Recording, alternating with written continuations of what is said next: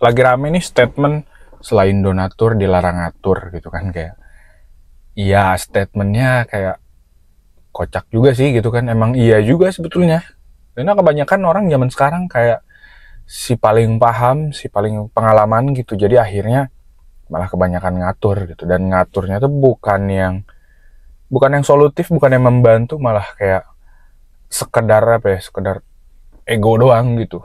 Untuk orang-orang banyak yang ngatur kayak gitu, makanya kenapa muncul selain donatur dilarang ngatur gitu kan. Jadi kalau mau ngatur ya minimal bantulah berkontribusi gitu kan, maksudnya gitu mungkin ya gitu. Terus dibantah lah sama si Joe ini gitu kan, dia bilang kalau ini tuh pakai teknik manipulatif dan sebagainya, dia ngejelasin pakai teori-teorinya kan gitu.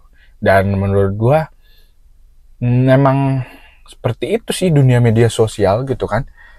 Media sosial tuh kan kalian ngasih sebuah makanan ke publik, dan mau diapain sama publik ya terserah publik gitu. Mau makanannya mereka makan atau mau makanannya mereka buang, ya udah gitu.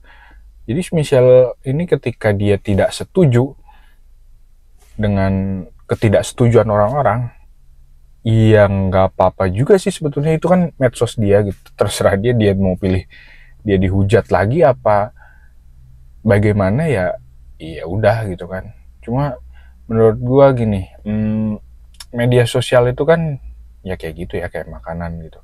Nah kalau misalkan lu pengennya orang-orang yang ngefollow lu setuju sama pemikiran lu, ya udah buat ini aja, yang subscriber lu aja tuh yang berbayar itu gitu kan.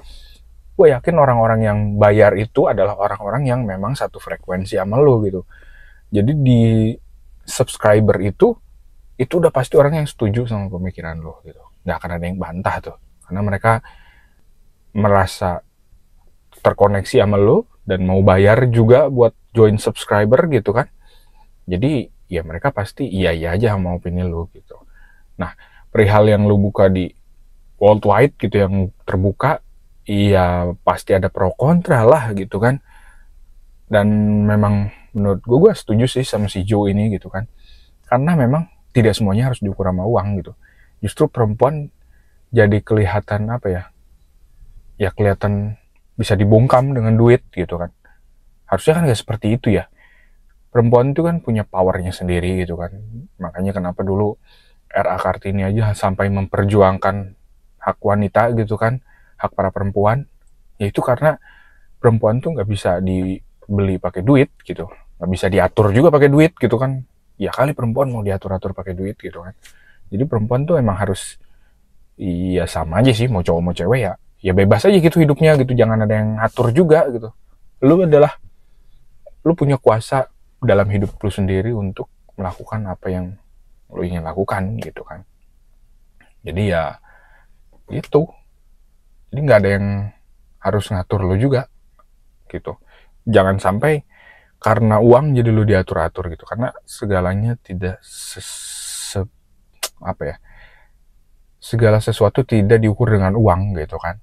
Jadi memang uang itu adalah kebutuhan kita, semua orang butuh duit gitu kan, karena semua hal di dunia ini kayak harus bayar gitu kan, mau makan bayar, mau punya kendaraan bayar, apapun bayar gitu kan. Jadi ya emang segala sesuatu tuh pakai duit gitu kan, tapi tidak menjadikan bahwa uang itu adalah core value-nya kita gitu kan. Karena kita hidup tuh apa ya, kompleks gitu kan. Kita butuh duit, kita butuh cinta, kita butuh sosial gitu kan, kita butuh komunikasi dan lain sebagainya gitu. Jadi mungkin si Michelle ini terlalu apa ya, terlalu mengedepankan uang gitu, ekonomi sebagai core value-nya, padahal enggak juga sih. Dalam hidup tuh sebetulnya cukup sebetulnya. Kayak apakah lu harus punya mobil? Kayaknya kalau misalkan masih bisa pakai motor juga cukup gitu kan. Apa lu mau maksain diri untuk punya mobil? Iya nggak perlu amat gitu kan. Terus apakah lu harus punya rumah gitu kan? Ya nggak juga sih sebetulnya. Ngontrak juga bisa jadi pilihan gitu. Sekarang lu tinggal di jarak dari rumah lo ke kantor mungkin sekitar 30 kilometeran gitu. 30-40 kilometer. Itu kan jauh banget gitu ya. mungkin bisa habisin waktu hampir 1 jam lebih gitu kan. Nah tapi coba bandingin kalau misalkan kalian ngontrak gitu, itu jarak mungkin bisa cuma 10-15 menit gitu kan. Memang perbandingannya sulit juga gitu. Oh nanti kan kalau udah tua tapi punya rumah gitu. Iya, tapi mudahnya lu menghabiskan waktu di jalan yang mana waktu itu lumayan banget loh, berharga banget gitu. Apalagi kalau misalkan lu udah punya keluarga, udah punya anak gitu. 45 menit main sama anak itu wah itu nilai yang berharga banget gitu kan. Jadi balik lagi, semua ini nggak diukur dengan uang aja gitu. Kita punya waktu, kita punya keluarga, kita punya komunitas, punya teman, kerabat. Jadi iya itu lagi sih, balik lagi menurut gua. Jadi selain donatur dilarang ngatur, iya oke sih. Dari permainan diksinya juga oke gitu kan. Selain donatur dilarang ngatur, ya benar. Terus di kehidupan sehari-hari juga ada benernya juga gitu, karena kebanyakan orang terlalu banyak pengen ikut campur gitu kan. Jadi malah jatuhnya bukan mendengarkan, tapi malah jadi mengatur gitu. Nah itu kebanyakan orang terjebaknya di situ gitu. Padahal nggak semua orang yang cerita itu pengen diatur gitu, pengen butuh masukan. Mereka cuma pengen didengar gitu kan. Jadi ya itu karena mungkin satu sisi ketika dia lagi curhat, loh kok tuh tiba-tiba ngatur gitu, gue cuma pengen curhat doang gitu kan. Mungkin seperti itu gitu. Nah terus ya akhirnya serulah ini duaan ini dibantah ini, bantah ini, bantah ini, bantah itu gitu kan.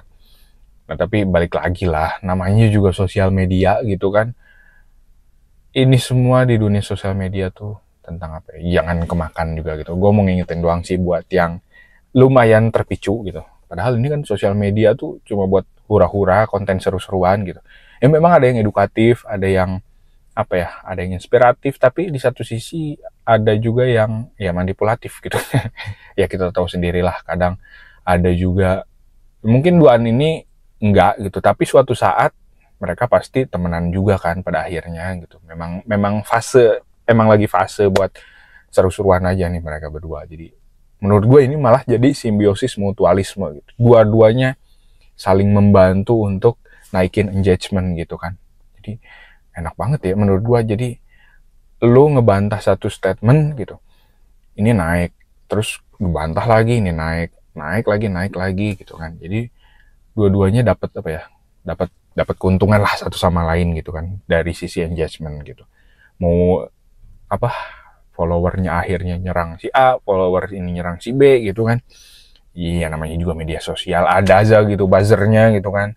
Jadi ya itulah dunia sosial media. Cuma gue melihatnya sih ya ini aja lah, apa ya, ini kita harus berterima kasih juga sih buat si Michelle gitu, karena dia membukakan suatu pemikiran baru buat kita bahwa uang tuh bukan core value kita gitu.